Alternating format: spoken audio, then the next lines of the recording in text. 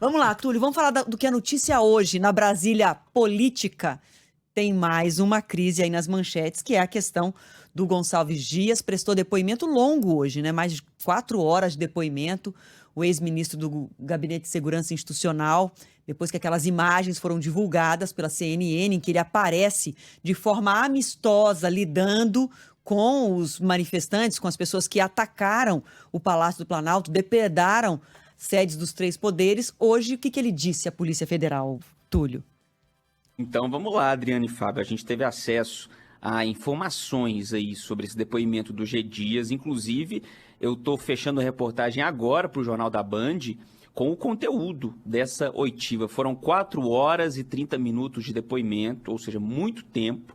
G. Dias, ele não se recusou a responder nenhuma pergunta, respondeu tudo que foi perguntado. E eu acho que dá para destacar o mais importante, é que o G. Dias, primeiro, ele disse que foi enganado.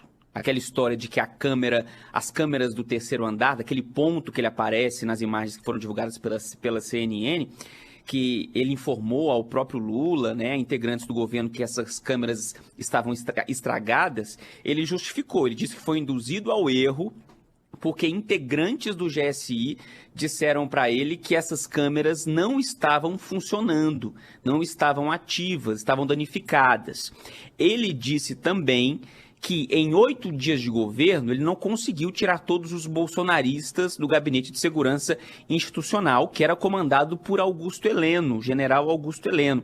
E ele afirmou em depoimento que o Augusto Heleno ainda tem informantes dentro do Palácio do Planalto. Aí a gente fica com alguns questionamentos que surgem, mas não foi a gente que fez as perguntas para o G. Dias. Se eles sabiam por que eles permaneciam lá, né, etc.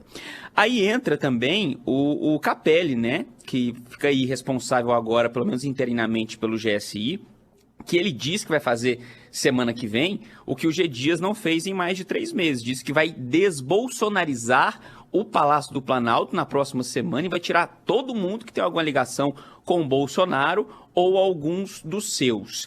Voltando para o depoimento do G. Dias, ele disse que ele aparece na imagem, ele estava primeiramente muito atordoado, ele estava ali assustado de fato com a imagem, surpreso, e que o que ele estava fazendo, o que ele aparece fazendo nas imagens, é orientando os vândalos a seguirem para o segundo andar.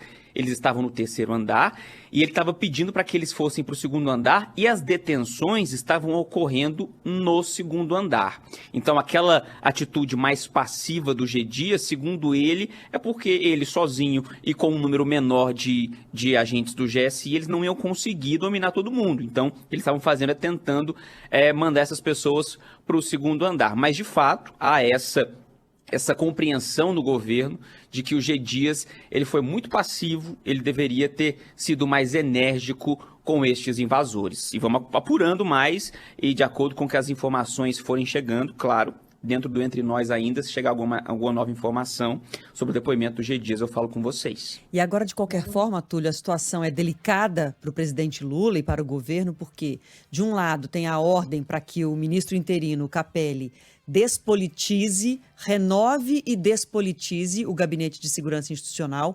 O ministro da Defesa, que acompanha o presidente Lula na viagem à Europa, já falou que não pode tirar do comando do gabinete, o cargo tem que ser de um militar, ou seja, mais uma saia justa aí, com crises, com repercussões, com a oposição, usando todos esses elementos também para desgastar o governo no cenário do presidente Lula, na listinha de prioridades do presidente Lula.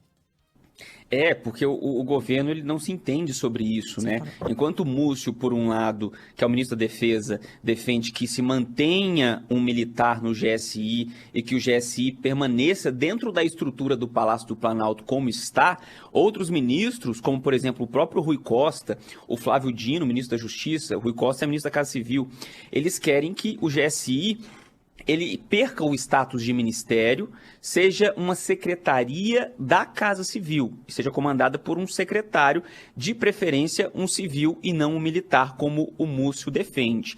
Eles vão conversar ainda sobre isso na próxima semana, e eles pretendem, que eu digo, esse grupo mais fechado aí, que está à frente da Justiça e da Defesa aqui no Brasil, porque Múcio viajou com Lula, os secretários executivos da pasta, eles vão conversar mais sobre isso essa semana e apresentar uma proposta para o Lula quando ele voltar da Europa. Mas quem bate o martelo sobre GSI permanecer na estrutura que está, perder o status de ministério, por acaso acabar indo para a Casa Civil, quem bate esse martelo, obviamente, é o presidente Lula, que desde quando houve esses ataques, ele vem falando em infiltrados, em militares dentro do governo, que acabaram facilitando a ação dos invasores. Adriano e Fábio. Ô Túlio, um detalhe interessante, já partindo para a viagem do presidente Lula a Portugal, né? Ele já está em Portugal, hoje não tinha compromissos oficiais, os compromissos começam amanhã. Mas um detalhe interessante, nessa semana o ministro das Relações Institucionais, o Alexandre Padilha, chegou a dizer, exclusivamente, como você disse ainda há pouco, será o presidente Lula quem vai decidir se teremos um militar ou um civil à frente do GSI. E, de repente, o ministro da Defesa, que acompanha o presidente nessa viagem, já dá a opinião dele. Quer dizer, as coisas ali não estão muito bem articuladas, pelo menos nesse sentido de quem dá opinião e quem não dá. Mas, a respeito disso, queria que você falasse também, e também sobre a viagem a Portugal, porque a gente sabe que pegou mal, inclusive a gente ouviu jornalistas portugueses hoje dizendo que a situação lá com relação às declarações do presidente Lula sobre a guerra entre Ucrânia e Rússia não caiu muito bem em Portugal, e será que teremos ali, quem sabe, um passinho atrás do presidente Lula para refazer as declarações que foram feitas nas últimas semanas? Pois é, Fábio. A impressão que a gente tem através das conversas com os ministros e outros integrantes do governo é que o Lula ele está colocando o discurso à mesa de acordo com o interlocutor. Se o interlocutor é mais pró-neutralidade, beleza, segue mais nessa neutralidade que está sendo entendido até pelo Ocidente mais como pró-Rússia. Aí se ele conversa com o Biden, por exemplo, quando houve o encontro deles, o entendimento é que é mais pró-Ucrânia. Mas, de fato, o Brasil tem interesses com a União Europeia muito sérios, como, por exemplo, tirar do papel o acordo de livre comércio entre o Mercosul e a União Europeia. No gogó, na palavra, isso está lindo, mas no papel mesmo, o negócio não está assinado, não está agindo. Então, essa é uma das principais, um dos principais pontos a serem tratados nessa viagem de Lula. Então, se Lula quer uma relação mais amistosa com a União Europeia, ele vai também querer ou ter que reformular esse discurso sobre a Ucrânia. Tanto é que a informação de que ministros de Lula que viajaram com ele para a Europa, eles podem acabar se encontrando com representantes do governo ucraniano, justamente para tentar limpar a barra do Lula sobre as declarações feitas sobre a guerra nos últimos dias. Então vamos acompanhar, porque muito possivelmente, de acordo com essas fontes aqui do Palácio do Planalto, o discurso vai ficar um pouco mais moderado de fato, né? Até no entendimento da Europa e também dos Estados Unidos.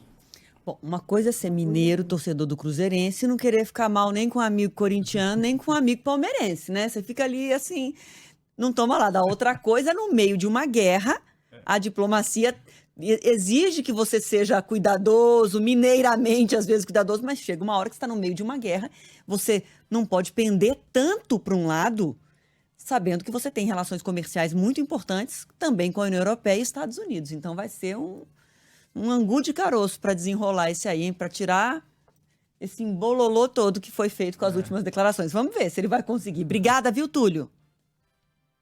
Um abraço a vocês e a todos os ouvintes.